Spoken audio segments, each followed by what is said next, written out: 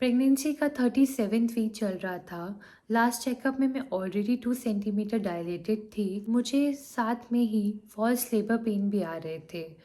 Pregnancy मेरी बिल्कुल normal चल रही थी, लेकिन फिर अचानक से कुछ ऐसा हुआ कि मुझे जल्द ही डिलीवरी करानी पड़ी।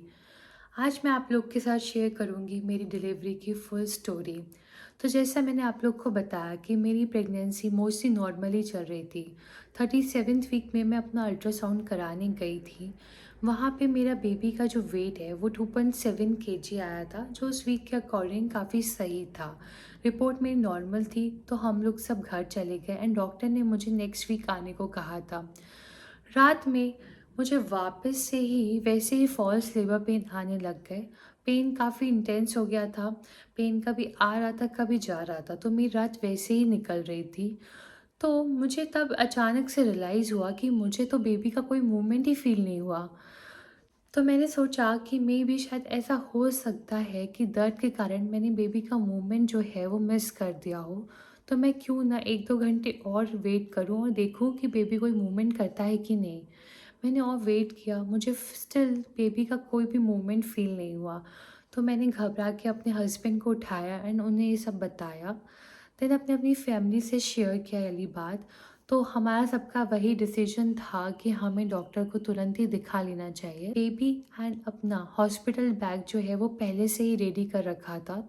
सामान जो था हमने वो पैक किया एंड हम निकल गए हॉस्पिटल के लिए। तो मैं इटारसी में रहती थी एंड जो मेरा हॉस्पिटल है वो 18 किलोमीटर दूर था, नर्मदापुरम में। तो रास्ते भर मुझे वही चिंता हो रही थी कि मेरा बेबी जो है वो ठीक है कि नहीं, कोई मूवमेंट ही नहीं कर रहा है। मैं एक्सपेक्ट कर रही थी कि शायद मे बी अब कोई मूवमेंट कर दे, बट स्टिल मुझे कोई मूवमेंट फ़ील नहीं हो रहा था।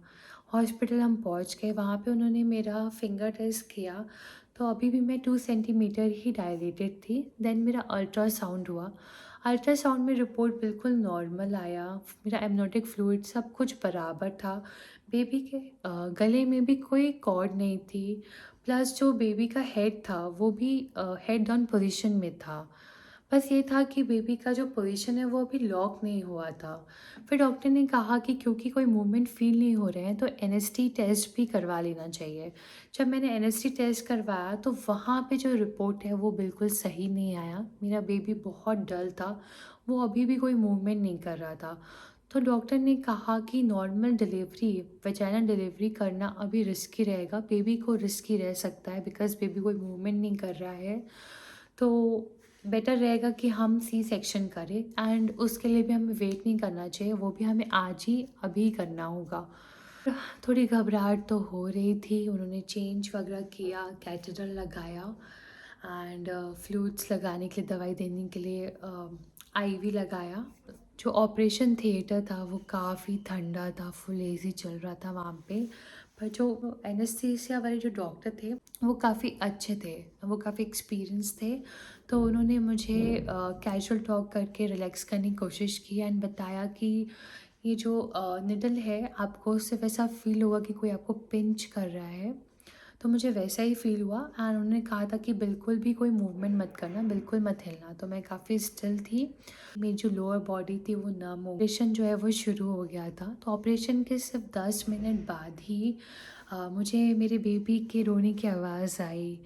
डॉक्टर ने अनाउंस किया कि मुझे बेबी गर्ल हुई है। तो मैं बहुत बहुत ज़्यादा खुश हुई थी एंड सबसे पहले मुझे यही फ़ील हुआ कि अरे अब तो इसे क्यूट क्यूट ड्रेस बना सकते हैं, बिकॉज़ लड़कियों के ड्रेस बहुत अच्छे अच्छे आते हैं।